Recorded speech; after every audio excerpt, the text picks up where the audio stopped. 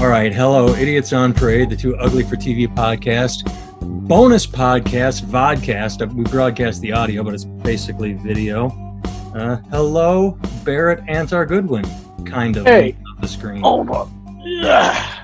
How are you, sir? I am well. It's been a while since we've spoken. It has been. It's been a minute, man. And your Hold backdrop is different. I changed my backdrop. I went somewhere different because I knew you were going to be somewhere different. We've been Absolutely. Off because I can't call you a New York musician anymore. What's your shirt there going on? You're somewhere new. Oh. Yeah. Bad things happen in Philadelphia. It's a quote from our beloved president. I went to a show. He was talking about the mail-in voting. Oh. And then they were talking about, he said, yeah, Philadelphia, bad things happen in Philadelphia or something like that. And then somebody took the shirt and used the Always Sunny font. Yeah, I was going to say, that is the Sunny font. So I just thought so you're hilarious. A Philly guy now. I am indeed a Philly guy. I'm really loving it. It's only been, I guess it'll be a month in a couple of days. And are you voting there? Did you register to vote? Are you gonna help swing Pennsylvania? Because New York was taken care of, Jersey was taken care of, but Philly needs your vote. I didn't get here in time. I'm still registered in Jersey because I changed my address, but I didn't officially change this stuff. So I'm gonna vote in Jersey and then register. But my plan is to probably skip it out of the country as soon as possible. I don't think this place is I think the American experiment is gonna go through several years of turmoil, and I'd like to see it from a distance. That's all. So, I haven't fully committed to this idea yet, but it's definitely percolating. Definitely percolating. Yes, but how are you, sir? What's going on? What are we talking about today? Well, something you and I talked about off air for like a half a second. Oh. And I'd like to maybe try and expand on it. Sure. You and I were talking about, I don't know how we phrased it. We were talking about being parents, dads, imprinting on our kids. Mm-hmm. And I realized I had a thought, and then I realized, oh shit, I've had this thought in the past. So here we go. I'm just going to jump in. Hillary goes to Taekwondo. I'm going to do some action moves here for anybody watching. Anyway, Hillary goes to Taekwondo, and the kids do their thing, and I looked around and I noticed every parent just sitting staring at their phone, and I said, wow, what a horrible thing for a kid to look over at their parent and see. Because of COVID, I'll explain this. Because of COVID, they have these squares that the kids go in, these mats that are colored, and you can't leave your mat, so everybody's like 8-10 feet apart. So the classes are small. They're only like 13 kids per class or something like that. So the parents have to go right there and sit right next to the kid. So it's not like back of the room or another room. It's like the parent is right there, and the kid is doing their thing. And you see it. You see the kids just sort of look around, and the parents are just like ignoring them. And I'm like, what? I had this thought, like, wow, what kind of message does that send to a kid? Which is, yeah, you do your thing. I'm not interested in paying attention to you or watching you. And then the thought I had that I realized, I'm like, oh, I've had this thought before. I've had this thought before when I would take my kids when they were much younger, and they're only 6 and 8 now, but when they were 2 and 3, we'd go to one of those little soft, squishy play areas in the local rec center that had, it's not a playground, but they just have, it's very small. And the parents would just sit on the padded benches and stare at their phones. And if there were only like 2 or 3 kids in there, I'd run around and play with my kids. I'd give them horsey rides and swing them around. We'd have fun. They'd be like, yay. And if there were more kids, I would sit, back and let all the kids play. But I would always just watch my kids, and I would notice when they would be doing something and they'd sort of look to me for approval. And I'd just be like, hey, sweetie, like thumbs up, or hey, I'm watching. And then they would like just go right back to what they were doing. And I would watch other kids look at their parents and see them on their phone and not look defeated, but it would sink in. They would notice. And this is where I'll stop talking. I remember full well the day I saw Hillary or Truman playing with a kid, and they looked at me and I waved, and then their kid looked at their parent, saw him on the phone, and then just sort of looked at me and looked at Hillary or looked at Truman and looked like they were processing it. They were processing that phone is more important than me. And I don't know what to say from here, but you and I had this conversation of how we teach children, and that to me is a big way we teach them, is by paying attention to them and or watching them or interacting with them, as opposed to, now I'm taking you to taekwondo, now I'm taking you to school, I'm dropping you off. What do you think? I think that I don't remember where I read this, but I remember reading somewhere that people were talking about the way children develop a healthy sense of independence is actually by doing exactly what you're talking about. So if you're watching your kid and your kid is doing something and you're looking over and they see that you're paying attention, they feel safer to go out on their own without you being right next to them because they know that you're in the distance watching. Hmm. And there's something that they said that like it gives them a healthy sense of attachment that allows them to go farther, which when they get ready to detach, they learn to trust themselves because you give them approval for what's okay for them to do or not okay. So then they learn how to make their own decisions from a distance with your approval to a degree. But then they were allowed to separate because they go, oh, see, I made like 4 or 5 right decisions and daddy went like this versus, do you know what I mean? And they start to piece it together, and it gives them a healthier sense of attachment and then detachment when necessary. And when you don't do that with children, it makes them clingy long term, and it makes them approval seeking, and it leads to the kind of approval seeking that becomes really dangerous, like approval seeking and people pleasing behaviors that become dangerous later in life. Do you know what I mean? I actually read that somewhere. I don't remember where I read it, so don't quote me on it. Anybody who's actually a psychology person, like whatever, Yeah, if you leave your get your comments and tell us. psychology stuff from a bass player, you're an idiot. So, Yeah. you know, Well, you do make me think of the opposite. I wasn't thinking of detachment or attachment when I was speaking, but the instant I started listening to you, whoever just took a shit upstairs and flushed the toilet, I hope that went right through the microphone so everyone heard that. Did it? Did you hear the toilet flush right above me? I heard something. I couldn't tell it was a toilet flush, but now Yeah, I can. right there. Podcasting. The opposite end of that. Until I started listening to you, I realized, well, aside from whatever, I'm looking at my phone, is the helicopter parent. There's Right. and I'm not saying I'm a good dad. I'm not saying I'm doing everything perfectly, but it does make me think like, all right, I think I'm not doing horribly. I think I'm finding this middle ground of not helicoptering, not being on you, and not, like, put your foot here. Oh, don't do that. And also not complete indifference. And the nice thing is I did it accidentally. And hopefully I am doing it right. I mean, there's no book. There's no manual, right? I mean, there are a ton of them. There are actually a ton of parenting. That's true. I just don't want to read any of them because I think they're boring. I'll figure it out on my own, just like my folks did. No, I mean, that's true. There is a book. Or in my case, I'll figure out on my own by doing not what my parents did. Well, I mean, you either do what they did or the exact opposite one. Yeah. Right? Like how they say art is either a reaction or a response to the previous generation. Kind of parenting is the same. Parenting is kind of a reaction to how you were parented. It's either the same or the exact opposite.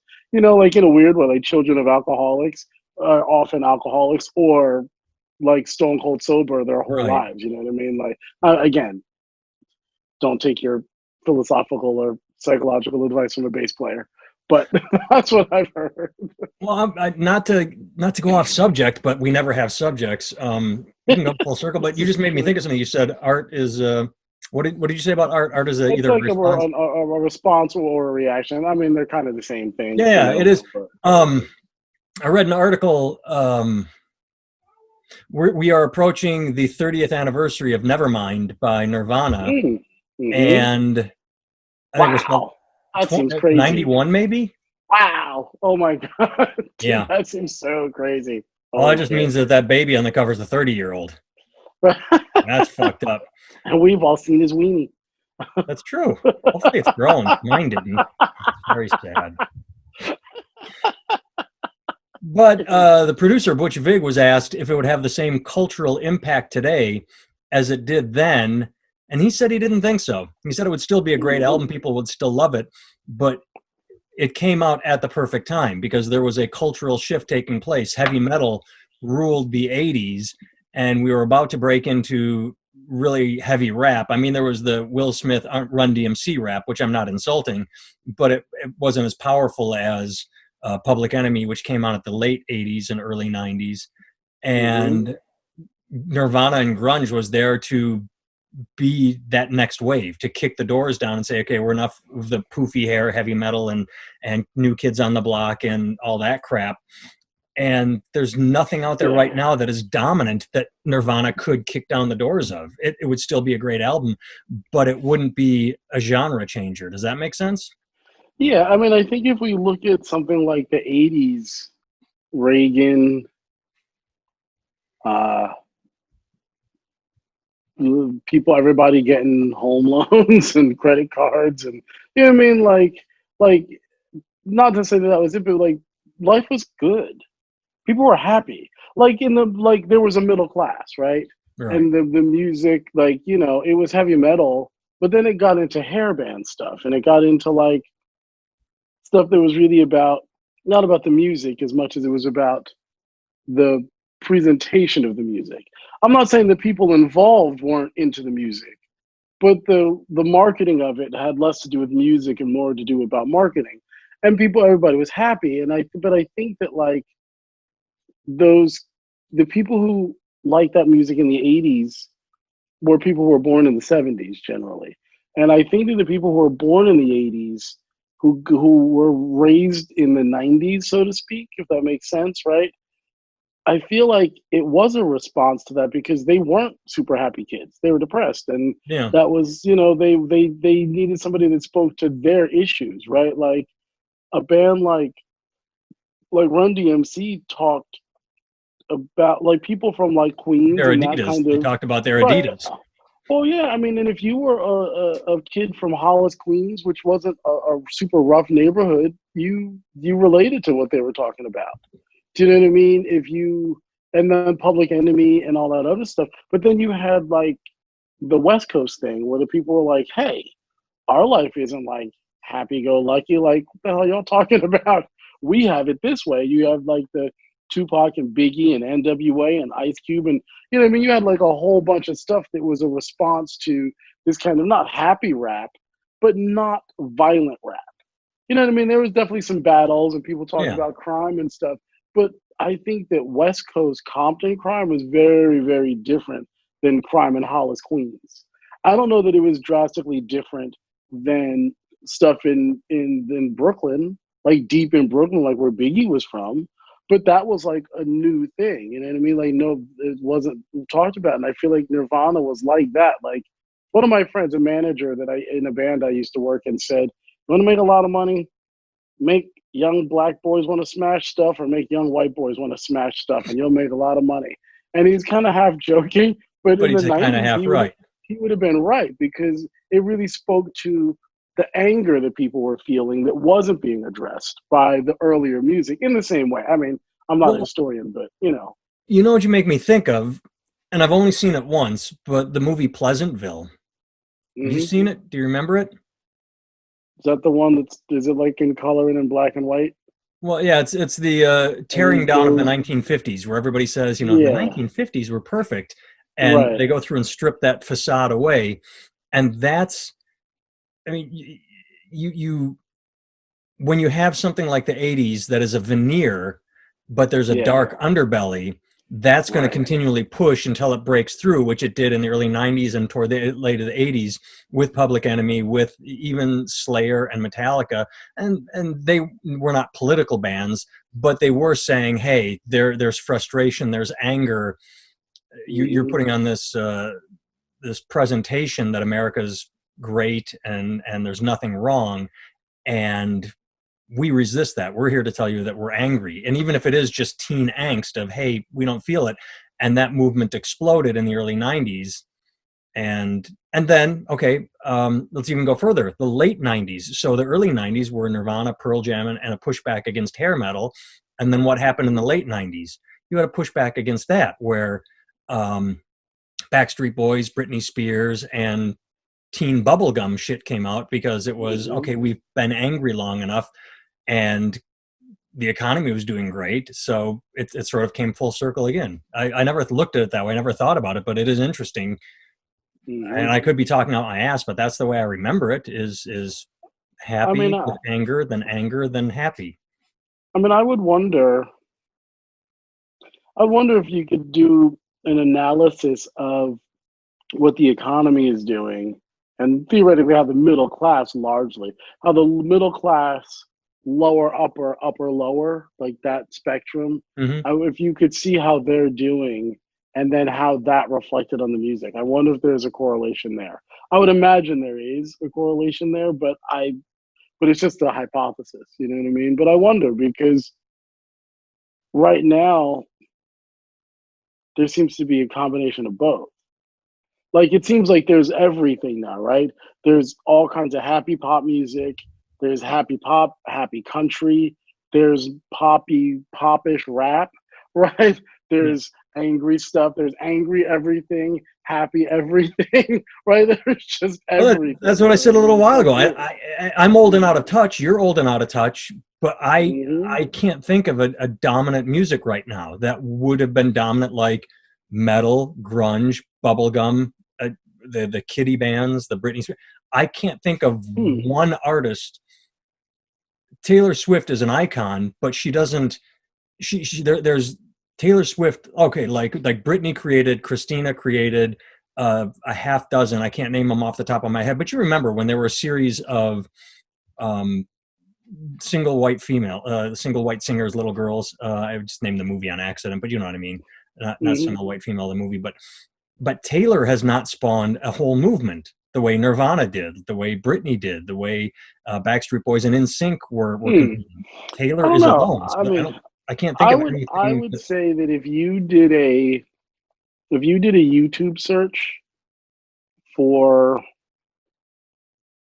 Taylor Swift covers, I bet you would find hundreds, if not thousands, of young women, girls essentially, like, 15, 16, somewhere around there, young women-ish, right? But I bet you'd find tons of them with professionally recorded, nicely mic'd, practice, doing their thing. And I bet you'd find they all have a bunch of songs. I think the market is so saturated that it's almost invisible. You make me think you'd also find Rebecca Black, but that has nothing to do with anything else. That's just what I thought of. But I mean, like, one of my friends, shout out to Mark Conklin.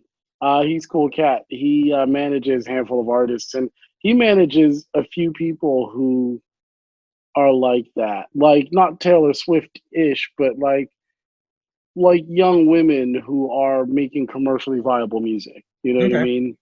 Like, I think that it's almost like ubiquitous these days. It's almost like, I don't want to say it's like porn, but it's like, like, can you, like, not that people can't name porn stars, but can you name a porn star these days, right? Like they're just so many. I can remember so when porn that there's no such thing as a porn star, right? Like when Adele sold 2 million records, everybody was like, "Oh my God, that's amazing!" I was like, Michael Jackson sold 250 million. You know what I mean? Like, the idea of, like, literally, Michael Jackson was around before MP3s and Spotify and Apple Music and sharing. And before people had all those choices, right? Like, I mean, like pretty much, Michael Jackson sold 250 million records or something ridiculous like that. I don't know what his gross is over time, and I'm sure there are people who have grossed more money than him, grossed more money than the Beatles, grossed more money than these people, but I don't know that they sold more records, like legitimate, like, you know what I mean? Like, I don't know. I don't know one way or the other, but I know that, like, if a person sold 100 million records or 200 million records today, that'd be a lot.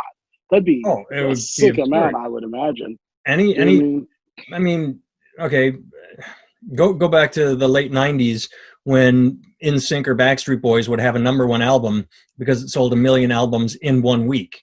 And then that album would go on to sell 7, 8, 9, 10 overall. Now the number one album can be number one with 70,000 units moved because nobody's buying anything. Yeah, dude. I mean, but here's the funny thing. It's like it's become saturated, but it's also like a bit of a scam, right? Because people are still consuming music in large volumes. They're just not paying for it in that way. Like back in the day, artists, I remember like when Bruce Springsteen and like Michael Jackson were making like a quarter per record. That was like insane. It was like, oh my God, they get a quarter every time they sell an album. Well, wow, Prince like that wrote was a Slave on sick his amount cheek of after money. he talked to Right. Ani DeFranco. Was that the catalyst? Yeah, he was it Prince that wrote Slave on his cheek? Yeah, it was him who Yeah. did it. I didn't know that. Yeah, because he Okay, talked to hilarious. Ani and he realized he was getting 25 cents an album. He said, "How much do you make?" And she said, "I think $4." And he lost it.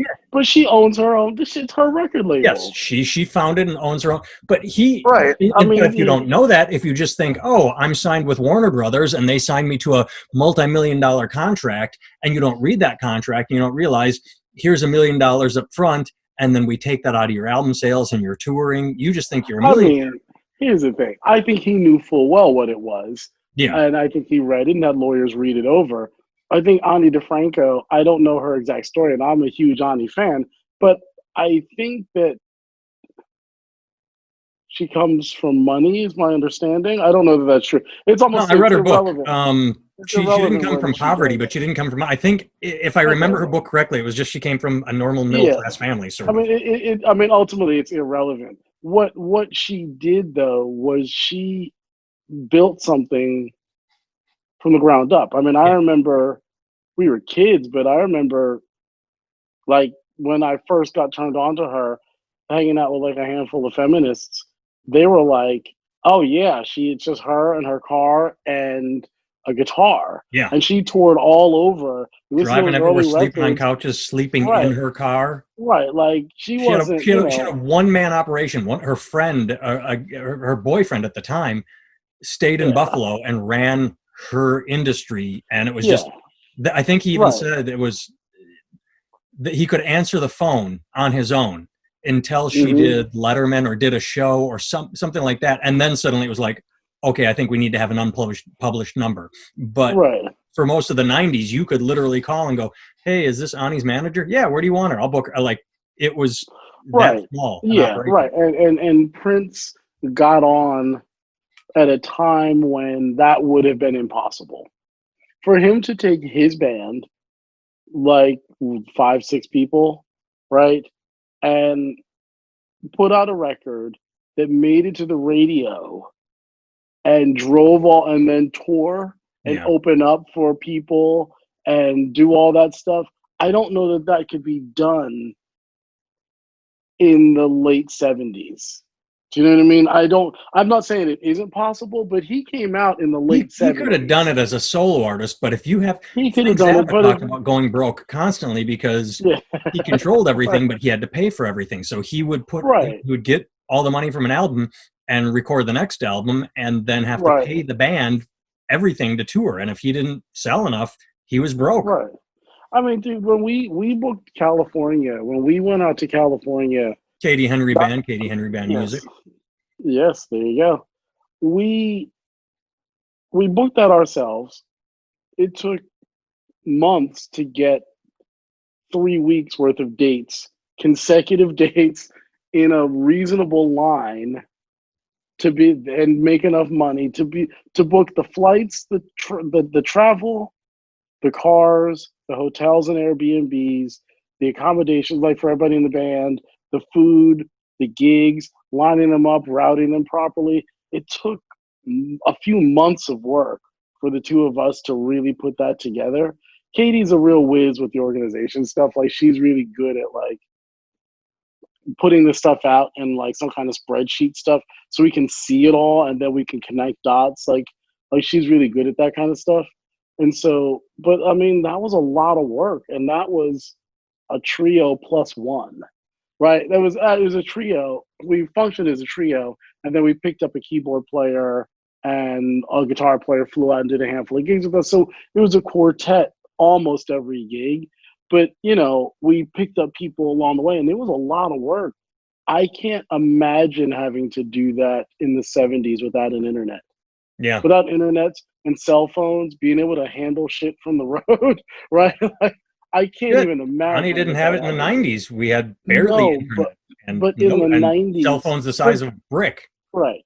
But she was also able to travel as a solo performer. I think for Yeah. Prince's concept, he couldn't have done. No. His concept wasn't based around a dude in a piano or a dude in a guitar. It's based around a funk sound that took more people. I think he could call himself a slave because they locked him into a crazy ass contract like Eddie Murphy. Yeah, We'll give you 7 movies. Fucking had that same thought. The instant you said locked him into that contract, I thought Eddie Murphy. Right, so right. Insane that you said the same thing. 7 movies. But was he 21? He's like, oh hell yeah, 7 movies. That's amazing. And then fucking like 4 movies in, he's like, wait a minute, I'm worth way more than this. And then he starts putting out shit because and Prince got locked into a contract, but he did make an obscene amount of money, but not as obscene as he could have made. Because it's true, but at the same time, I go back and forth, right? Because I don't know what it costs to get a song on the radio in 1982. Do you know what I mean? Like, it might have cost a lot. It might have cost a lot of paying into the marketing machine, but that marketing machine, would work him, would sell him, would get on the phone with radio could make you a star playing the song. Exactly. Like I feel I would say indentured servant more than slave. Not that there's a marginal difference, but I would say indentured servant. You know what I mean? Like, I wouldn't say Irish. Slave. You know what I mean? But I mean, I don't know the ins and outs of it. But I have read a lot of stuff about Prince because there was a time when I was a massive Prince fan. Still am, but it's just not in steady rotation. But I don't know, man. I've seen his crib. You know what I mean? I've seen pictures of his studio. I don't think he's doing all right. Sideways with that comment. You said still a massive fan, but not in rotation. I had an experience the other week. I don't think I told you about this because we haven't been speaking because you've been too busy moving and rearranging your life. And I'm yes, indeed. You're arranged and settled. Talking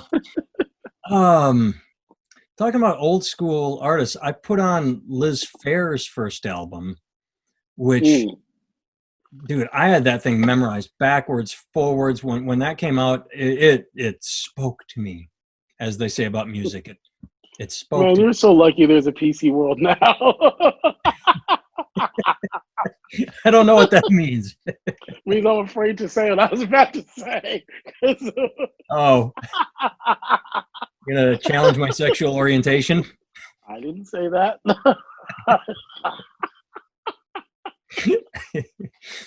Well, I put it on a couple weeks ago. I had it off by the 4th song. I couldn't listen to it anymore.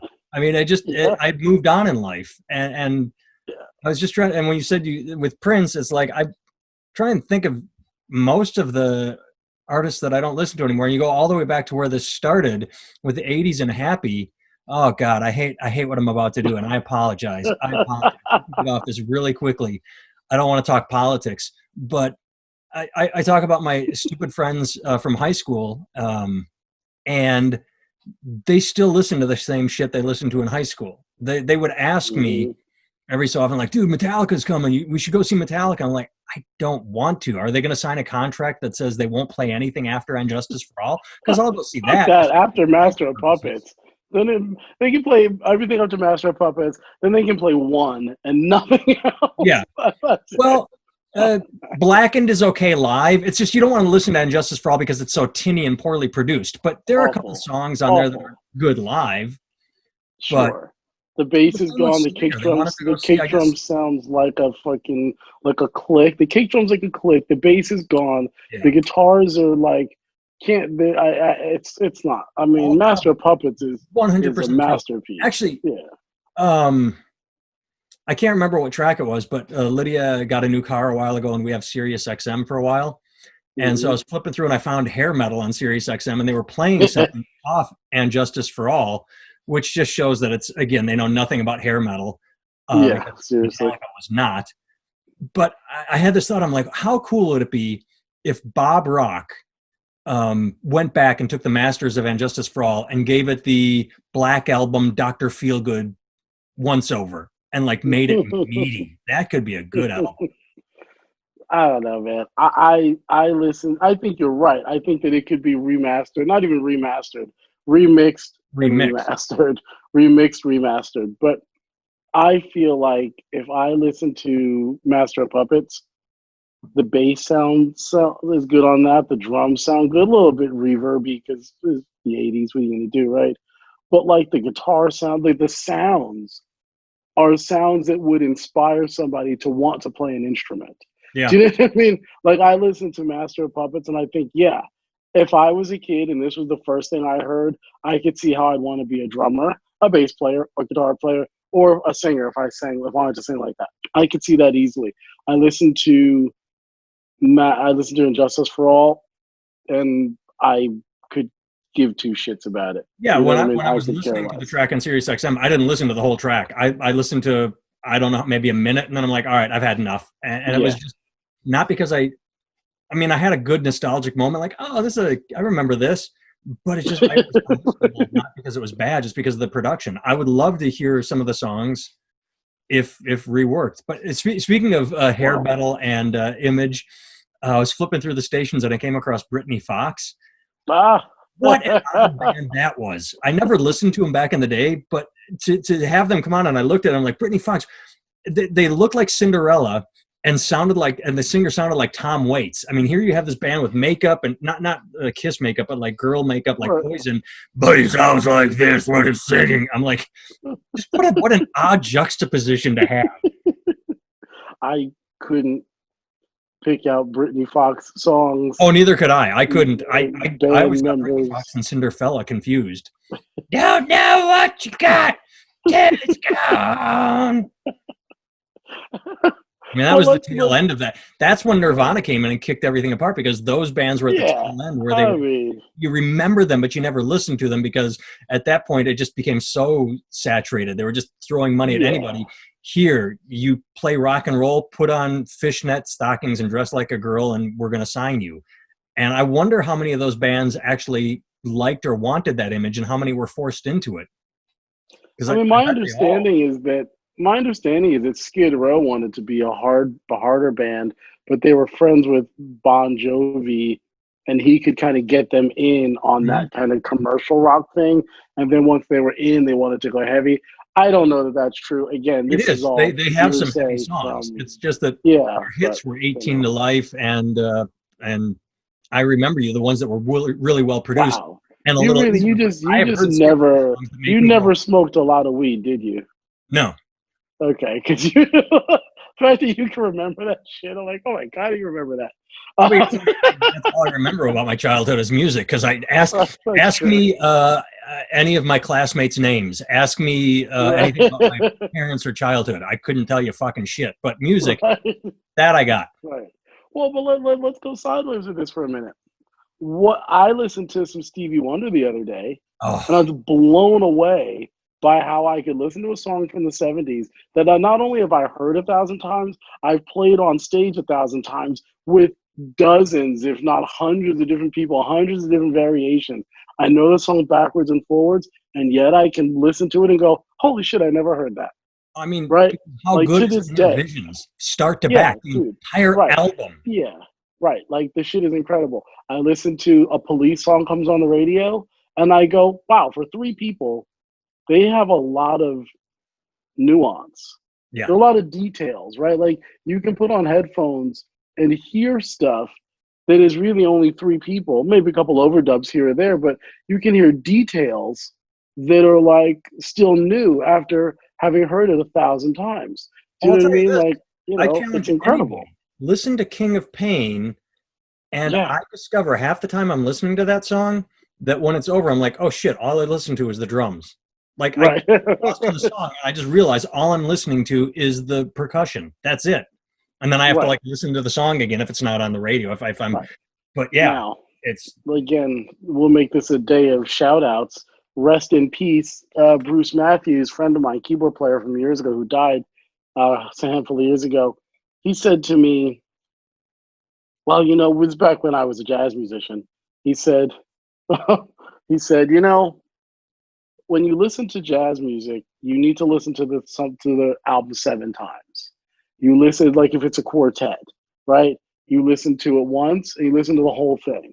Listen to all the instruments. You listen to the song, listen to all the instruments. Then you listen to it and you isolate, let's say, the drums. You isolate the bass, and you isolate the chordal instrument, let's say a piano. Then you isolate, then you listen to the soloist, right? You take different passes, and then you listen to it 2 more times. Each other time, you're listening to how the drums and bass work, and then how the chordal player and the soloist work. And then if you listen to it an eighth time, you listen to it again, the whole thing, and you'll just hear all these details because you were able to focus on each thing.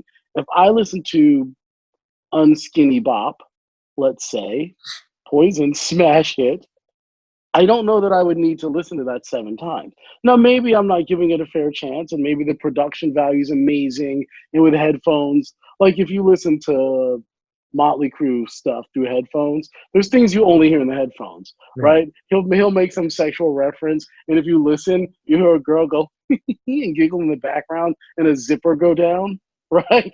But you won't hear that through. It's like there's all kinds of like headphone trick production that like they did on that stuff, but those aren't details in the same way that like when the horn player hits this high note, the bass hits this low note, and the piano hits this chord that connects them together. You know what I mean? It's like I'll tell you one right out. I'm sorry, I apologize for interrupting, but you talk about details. Oh shit, I had it, then I lost it. Maybe you did smoke a lot of weed. Maybe I did. Either de do do do de da da da or don't stand so close to me. I think it's de do, where Stuart Copeland just opens his hi hat for no reason toward the end of the song. Yeah. And I remember the first time I heard it, I'm like I'd heard the song a million times, and suddenly I just realized like Stuart opened his hi hat right there. It's been closed the entire time. I was like, and it blew my goddamn mind. And I wish I could remember which of the two songs it is. Maybe both.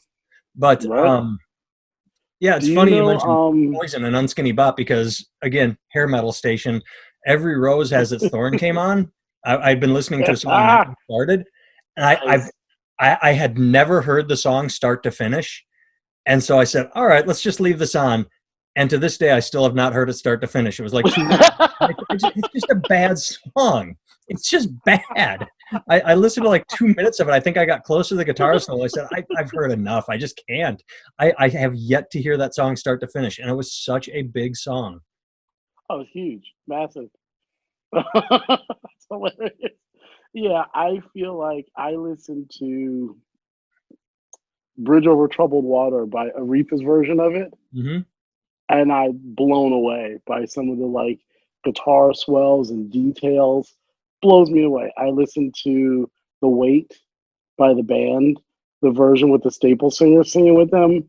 The way that the voices go, Levon's voice, Mavis's voice, good Lord, the shit just like makes you want to cry. It's so good.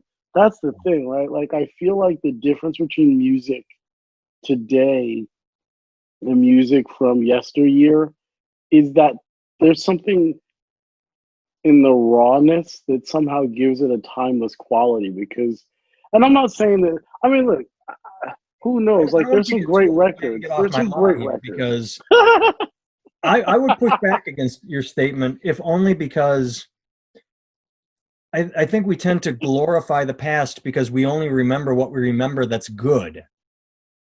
And when you go back, I was listening to, this is a radio station. It wasn't XM that I know of, or it doesn't matter. And on Sunday morning, I was driving somewhere, probably coming home from a gig. Remember gigs? Thanks, coronavirus. And they were doing a Casey Kasem throwback top 40 countdown from whatever. Every Sunday they would do a different top 40 countdown. And it was the top 10 songs of whatever fucking month in 87, 85. I did not recognize most of the songs, and they sucked. They were really bad. But then when suddenly here's number 2 with Madonna, I'm like, okay, I recognize that. because it was big enough to, but most music sucks, and it's always sucked. And when you go back and say back then things were different, I don't really think they were. I think what happens is Maybe. Marvin Gaye stands the test of time because he didn't suck. Bitches Brew stands the test of time. And the reason I think of Bitches Brew is because that's an album I can put on and listen to different things. There's so much going on there that it's almost impossible to digest in one sitting. You have to do repeated listens to Bitches Brew. So I guess what you said about things being more raw or different back then, I think just what's good lasts, and the everything else falls. All right. All right. Forget how bad it was. Tell me who you think, in a modern sense. See, but here's what I would wonder: if you took the top 10 R&B songs from 1974,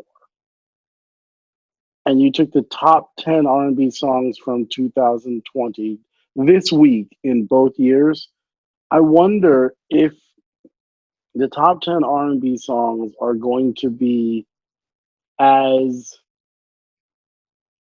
popular and as memorable as the top 10 from 70. Let's make it like an even 50 years, right? 1970 to 20, right? Mm-hmm. I wonder if you took this same month, this same week from both years, if in 50 years, people are going to still be thinking about what the top 10 songs are today in the same way that we think about the top 10 for 74. And I don't know that the top 10 for 74 are, or 70 or anything, but what I can say is that I can think about Willie Nelson songs. I can think about Stevie Wonder songs, Roberta Flack songs. I can think about Santana.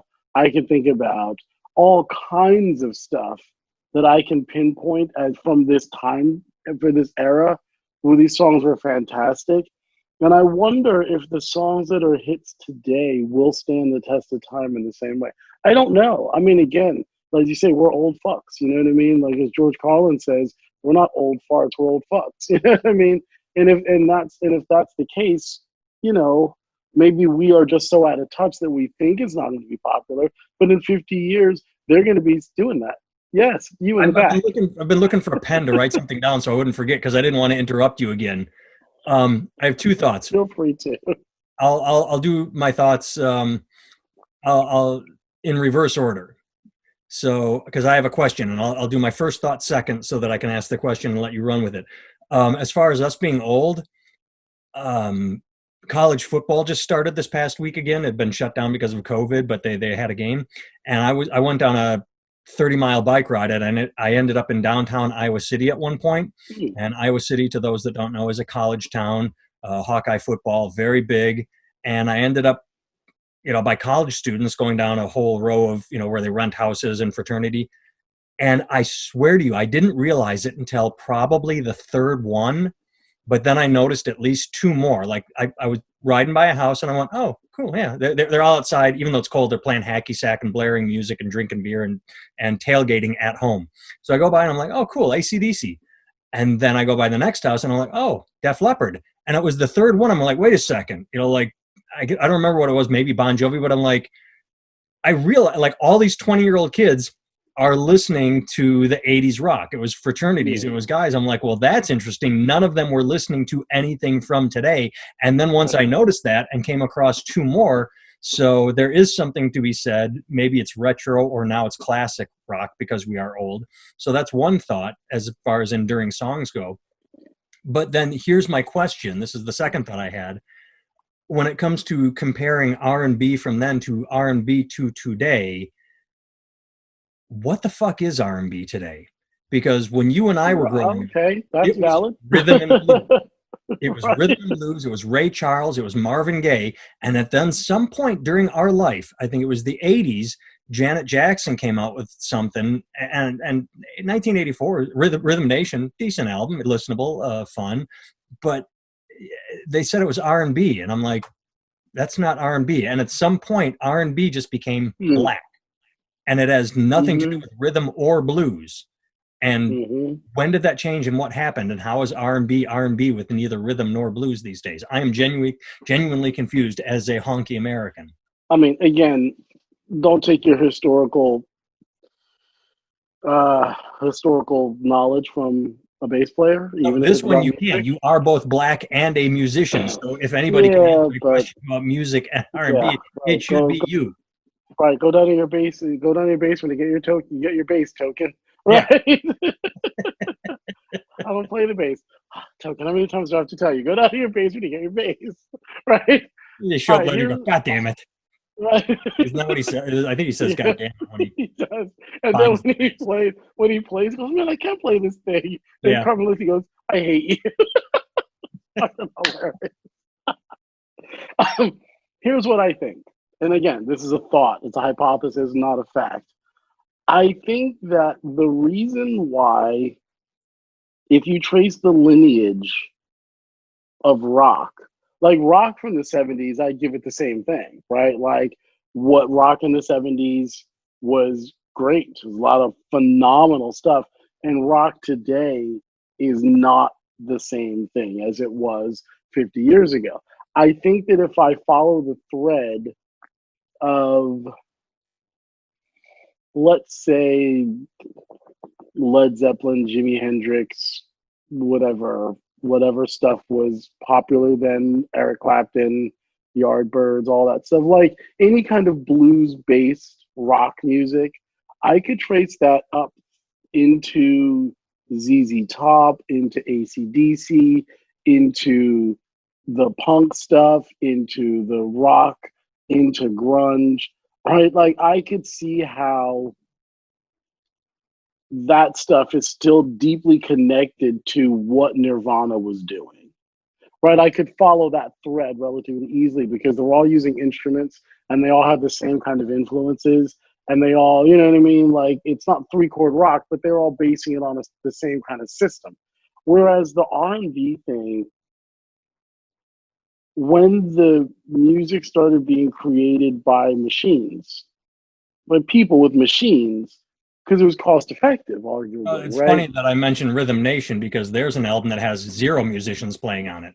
Right. And I think that what happens is that like the more you disconnect it from people playing instruments, the more it starts to be able to do other stuff. And so then the computer, and Adam Levine said this from Maroon 5, I think at some point, he said the computer was like the fifth member of the band. Right. And like at this point, R&B, like I remember when Destiny's Child came out and they were flipping beats around and doing all kinds of crazy stuff. And I was like, good Lord. Like, you know, and then drummers, real drummers, started playing like the machines. Hmm. And it like because you could do that, it literally created this whole new way of playing because you could actually because people would do it with the machines, then drummers would have to duplicate it. So now you've got drummers doing all kinds of crazy stuff. And then D'Angelo came out with Voodoo, which had everybody playing behind the beat and Questlove playing like a drum machine, but with feel. Like I feel I remember that. I remember I saw an interview with him where he like talked about that, learning to, yeah. yeah, and what I feel like is that R&B kept the rhythm and lost the blues. Like the music was no longer based on the blues. When I listen to music to R&B, and not even R&B, just most music that is not made by people with instruments. And that's not a criticism because I don't think that there are any less musicians. I don't think the songs are any less good. And I don't think, you know what I mean? I think they created a new palette. You got guys like Skrillex and people who are just they're making up styles of music by themselves ultimately. And I'm sure Skrillex didn't exist in a vacuum. No, nobody exists in a vacuum, but like people start, you know, you could do this stuff in your bedroom, kind of slicing and editing in a clever way. Like there's a guy named, I'll say Black Orchid or Black Lotus. He was doing like people were doing such crazy Jay Dilla, like all these people were doing crazy things and mixing and matching and all this stuff that wasn't based on a 1-4-5 chord progression. And I think the rock stuff kind of kept in touch with the blues in a way that R&B didn't. Again, what the fuck do I know? You know what I mean? I'm just a dude with the Sounds bass and like a a yoga lot, you mat, know. right? As long No, as, but I mean, I'm theorizing, right? yeah, but I even if don't you're know, but spitballing, that's I'm pretty fucking good off theorizing. the top of your head. But I mean, but it makes sense. It's logically sound, but I don't know that it's actually true. But I think that's what happened, is because I think that when church music got really big, somehow, like, it was always cool, but somehow, like, in the 90s, in the 80s, late 80s into the 90s into now, church music just exploded. Like, Well, bands became a massive thing. for that because they stole very generously from gospel traditions. There you go. I mean, they did. They fully admit it. Hmm. They'd have Yeah, the big soaring songs, and absolutely. they listened to gospel music and said, okay, if we turn they just took Jesus out of it. They kept the inference of God in Hmm. without making it blatant, and Hmm. popularized it. Again, like the South Park, they did the exact opposite of South Park. They said, yeah, I mean, what, what they call? What they call? Faith plus one. yeah, faith plus one. Some shit Yeah, like that's awesome. big soaring choruses, I Oh mean, yeah, yeah, there's a lot of gospel in you too, and I they can see that. want to do it. They Yeah, what is it? Good artists borrow, great artists steal. They've never been shy yeah. about it. They said this is what we listen to. We wanted to take it. It's great. I mean, I think that's what I think most of the modern innovations in music are just cross pollination. Yeah. Like people stealing from one thing and putting it into another. Something that's perfectly ordinary in this one style of music that is revolutionary in this other style of music, and this person just put them together. Well, You it's know what I like mean? the Like, new I breed think of there's a lot country of called hickok, which is the country version of rap. You know. well, I'm Yeah, I guess excited that's to all the listen to rage. this. You have these young guys that are rapping country songs. Hick hop, Wow. hick hop, hick hop. I don't know, something like that. Hick hop would Wow. probably make the most sense. Hick hop instead of hip hop. That's awesome. I wonder if they like have their American flags in their Trump pants while they're doing hick hop. How Would funny would imagine. that be? Oh, that's awesome. That's fascinating. All right. Yeah, I actually may look into this because I'm a little curious. I may just ask a few friends who may know more than I do about the evolution of music and the history of music. Because, like, I used to want to do a show called From Bebop to Hip Hop that talked about how bebop led into hip hop and how hip hop was essentially like had the same elements of bebop to a certain degree, like the Isn't creativity and the improvising and stuff. Well, correct me if Hmm. I'm wrong. Isn't hip hop? Wouldn't that be the verbalization of the horn in bebop? In theory, The yes, that vocalization of was the my horn. right. Yes, that was my theory. My theory Hmm. is that we could have a show that because all the people that I was playing with back in the day when I was playing jazz, they all loved hip hop too. So, like, we could swing and then groove and then do some hip hop stuff.